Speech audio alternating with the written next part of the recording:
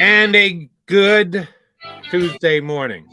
Or is it, Birds fans? The first time that John McMullen and Jody McDonald have had to do a post Eagles loss Birds 365 in 10 months. Yeah, it seems like about 4 years ago that the Tampa Bay Buccaneers beat the Eagles in the wild card round of last year's playoffs. But that's the first time we've come on after an Eagle loss in a 10-month period of Wow. time. Yeah. Does it seem longer than that, Johnny Mac? It's a long time. We're not counting preseason, huh? I don't even remember preseason, but yeah, overreaction, and they're screwing everything up with the schedule. Overreaction Tuesday. I'm excited. Let's overreact. No, we'll try and skim back a little bit on the overreaction. And I said that to Tone right before you jumped in. Oh, that's one of the reasons why I do this job is to deal with the overreaction. Sometimes wins are overreacted to, and Super Bowl parade routes are laid in place. It's a couple of minutes into the start of a season, and yes, the sky is falling. Woe is us after losses, and yeah, I'm going to do something that I can't stand. I will point out the fact that the referees did kind of hurt the Eagles last night. Now, that's not the main reason that they lost the game, but it is one of the reasons they lost the game, and that is a lament that I always have about the way fans react to games Yeah, after you're they never don't going to go hear well. that from me. Ever, ever, ever. Am I ever going to complain about officials? Did they miss a big call? Yeah, they missed a big call. Um, okay.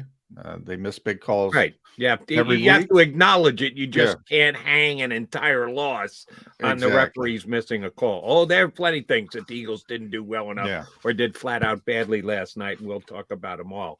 Um, and one of which, John, maybe because we've been doing it for the last several weeks and sometimes take grief for me on my phone lines, on social media, for us together on our feed, we from time to time point out what the Eagles hadn't been doing right this season.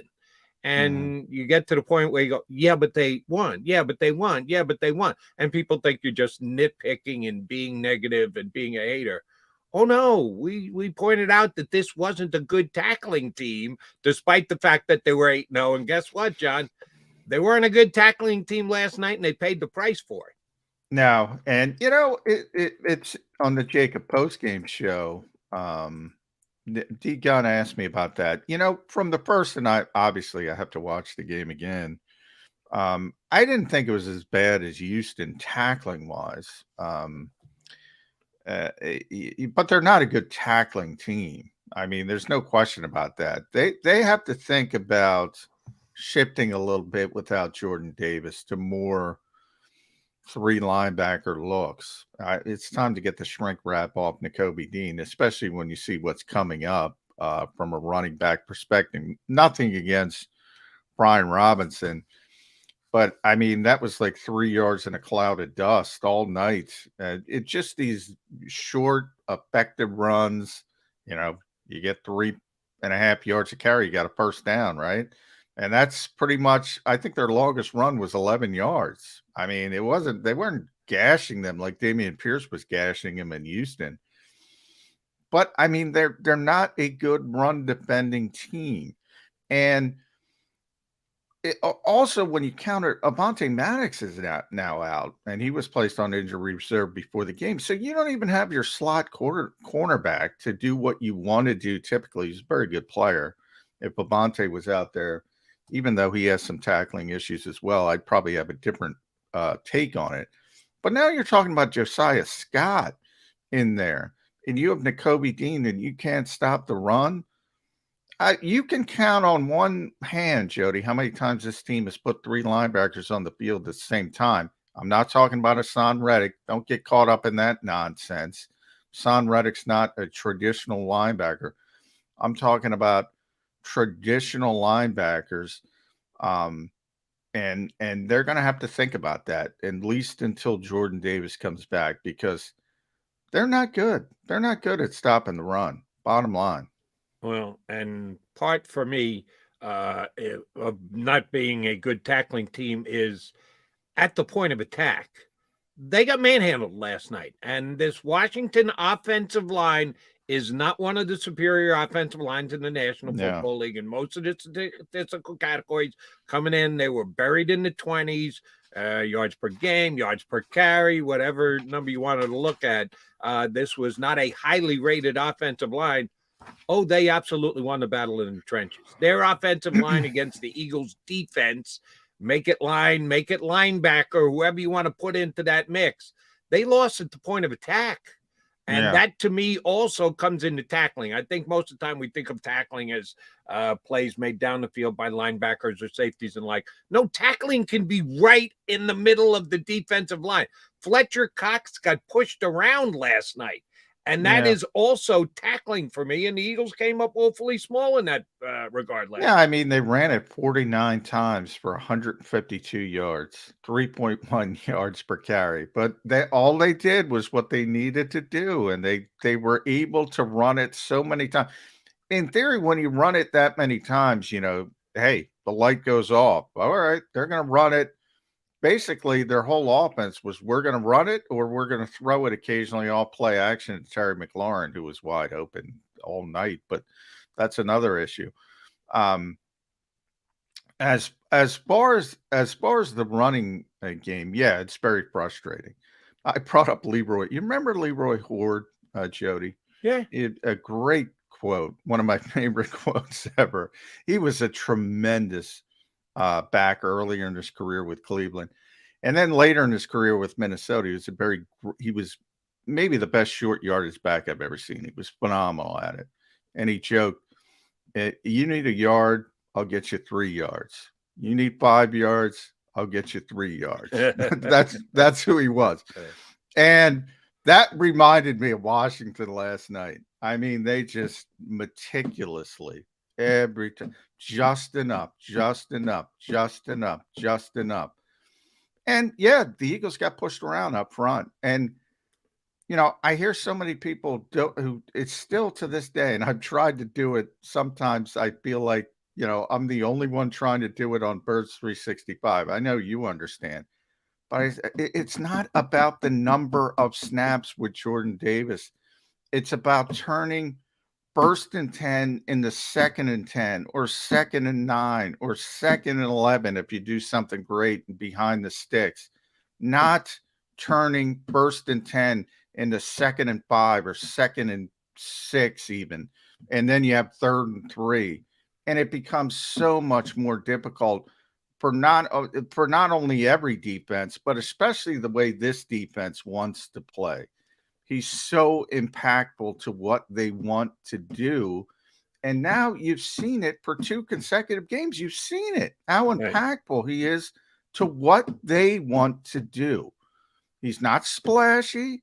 He doesn't play a lot of snaps. He doesn't have a lot of statistics, but he's so important. And it's only going to get worse when you have Jonathan Taylor this week and Aaron Jones. And again, people assume he's going to be back for Tennessee. He's eligible to be back against Tennessee. There's no guarantee he's back against Tennessee. And then you talk about Saquon Barkley as well. So down the stretch, it's almost, that's kind of like the football gods. They screw with you, right? And you're having trouble doing something. And all of a sudden, here comes Taylor, and here comes Jones, and here comes Henry, and here comes Barkley.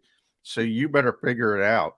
You better figure it out quickly. Yeah, they blatantly miss Jordan Davis. If you haven't been able to figure that out, you're not paying close enough attention. They're just not the same defense against the run when he's in there than when he's standing on the sidelines. And yes, that was more of a reason that they lost the game.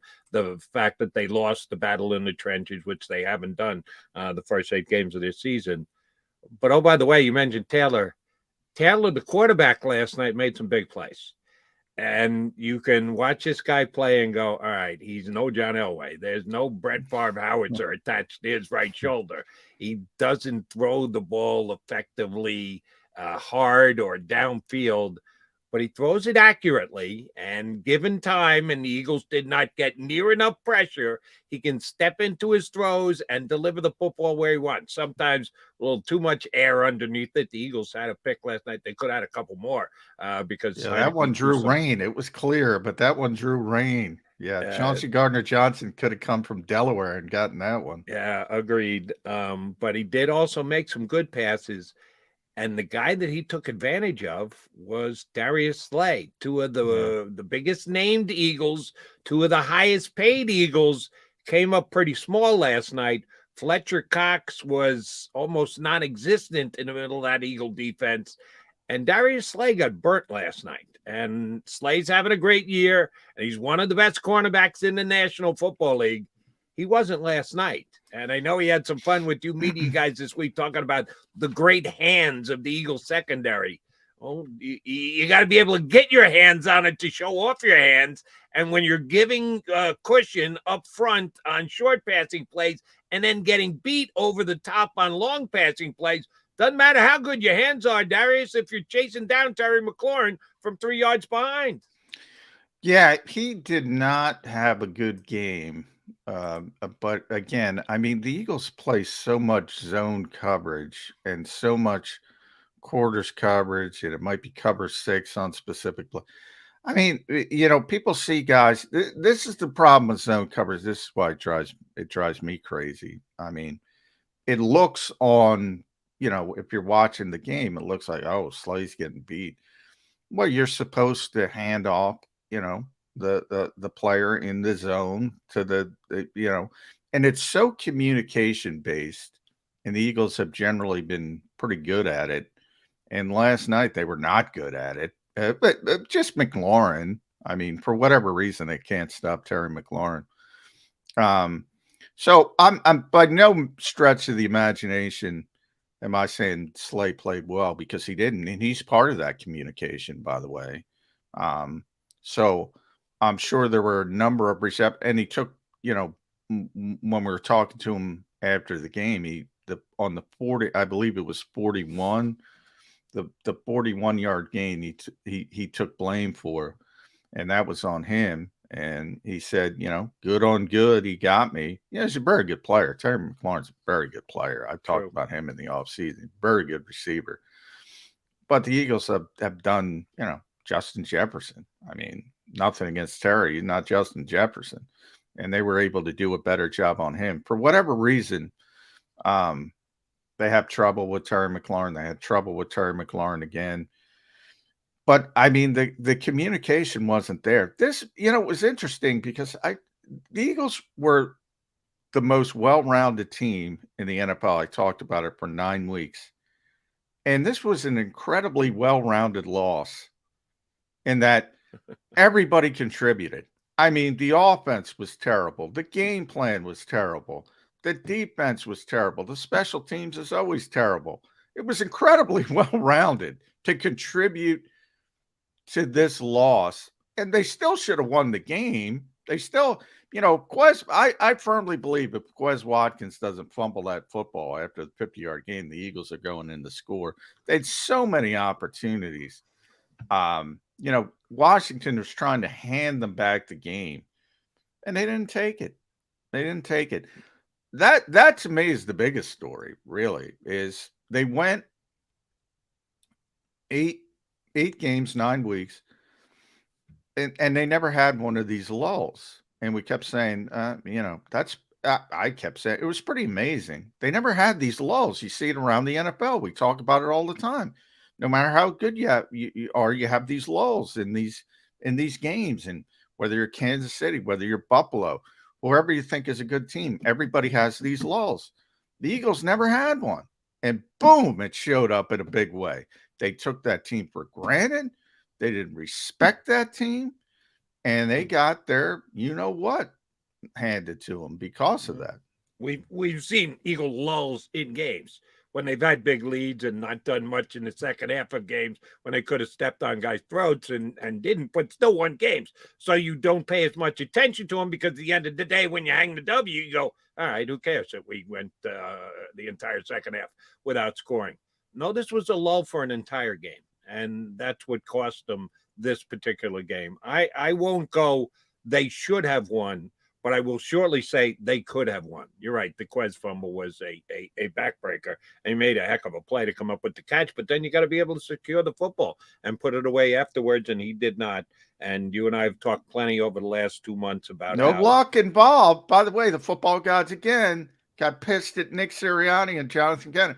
No luck involved. How about the official ripping the freaking face mask off Dallas Goedert? Is that bad luck? They missed that call, Right. causing a fumble. Is that bad luck, Nick Sirianni and Jonathan Gannon? It sure as heck is. And call it luck, call them randomness, call them whatever you want.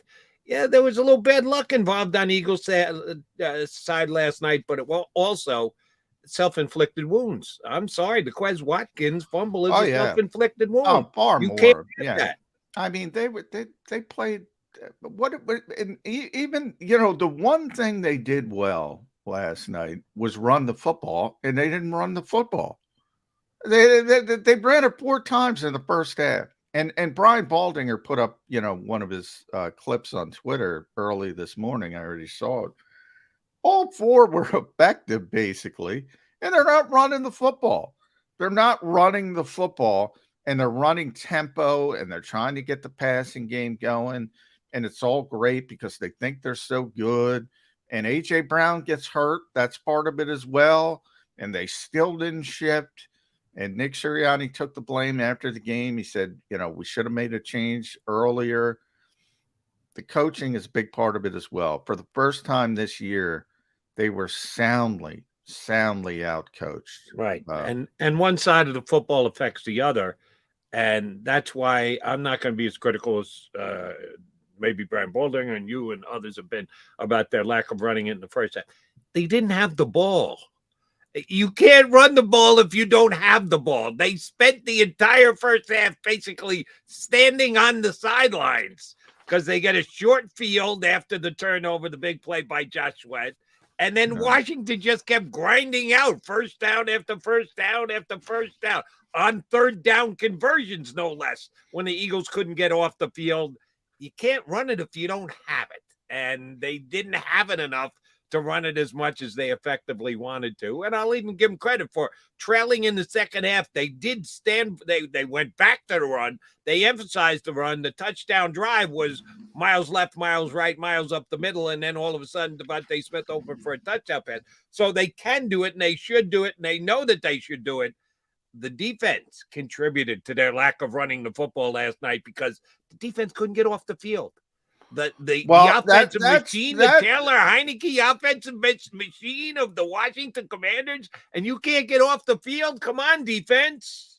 Yeah, well, that's true. I mean, the defense couldn't get off the field, but you can't just dismiss the offense as part of that as well. They, the one long drive. So you're right about Josh Sweat. So then Washington goes down and ties the game. So then the Eagles go up 14-7. So they start that drive with a Miles Sanders run. Then it's pass, pass, pass, pass, pass, pass, pass, pass, pass, pass. And they scored. What was the final play? And they scored. Touchdown. All right. Well, then you're going to knock that possession? Yes, and this is why. Because I'm not going to knock that possession, but this is what I'm getting to. So it's a 14-7 game. Then Washington goes back out there, makes it 14-10. Then the Eagles are playing tempo. Pass, pass, pass, interception. Pass, pass, pass, pass. Right off the field. Here comes Washington again. Another long drive. All right, they score. They take the lead for the first time, 17-14. Then here come the Eagles on the field. Pass, pass, pass, out, tempo. Washington gets the football. Offense was a big part of it, Jody. Offense was a big part of it as well. You're exactly right. The defense couldn't get off the field, but you as an offensive coach and Shane Steichen as an offensive play caller got to know, hey, we got to play complementary football. We can't just go out there and pass and play tempo and get the hell off the field because it's a 3-and-out or an interception, and that's exactly what they did. So they were a big part of it as well. But the Jalen Hurts interception, AJ Brown's got to come down with that ball. We talk about AJ the was stars. hurt. AJ was hurt. And he gutted through it, and he played through it, and he probably shouldn't have played. And he clearly wasn't the same. And, typically when you throw up that 50-50 ball into double coverage, he might come down with it. But you can't assume, even when he's healthy, he's going to come up with a 50-50 ball in double coverage. That was double coverage. And Derek Forrest was able to get there and intercept the ball. So that was a bad decision. I don't think Jalen but then you actually see the play ball, John, and the ball came off his hands. A.J. Brown, one of the best receivers, one of the highest paid receivers in football, guy having a phenomenal season, supposed to come down with that ball. 50-50, call it what you want. Then you watch the play, and you see that the ball hit his hands. He's supposed to come down with the ball. Well, he did get hurt on the first reception of the game. He tweaked his ankle. He was not healthy. He was out there. He was trying. And by the way, after that play, they turned him into more of a decoy than anything else because he clearly wasn't healthy. But and overall, I thought that was a bad decision from Jalen. And again, I have to watch the game from watching it live. That was my thought. That was a bad decision. I thought he played pretty well, Jalen Hurts. I don't think he played poorly. I think there were two guys. I think Jalen didn't play badly. I think Miles didn't play badly, and that was about it. And some of the offensive line, obviously, but they didn't run the ball, so it didn't matter. But the defense was terrible. I'm not trying to say the defense wasn't terrible. They couldn't get Washington off the field.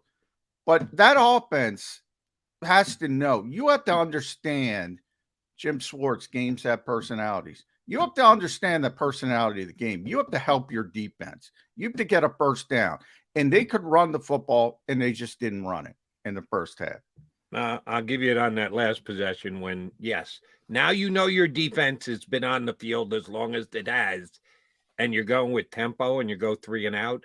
No. You got to give your defense a little bit of a break there, Shane Steichen. You have to, and I know they all stay as narrow focused as they do about staying in their lane and what they do, but you have to be cognizant of what's happening when your offense isn't on the field and Washington is just grinding you to a halt and sticking it in the end zone. You got to come back, and you got to give your defensive guys a little bit of a break.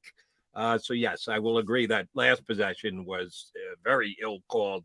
Number one, the fact that they couldn't get a first down. Number two, the fact that they didn't run the ball once. Number three, maybe more importantly than anything else, you're hustling up to the line to give the ball back to Washington even quicker than you did.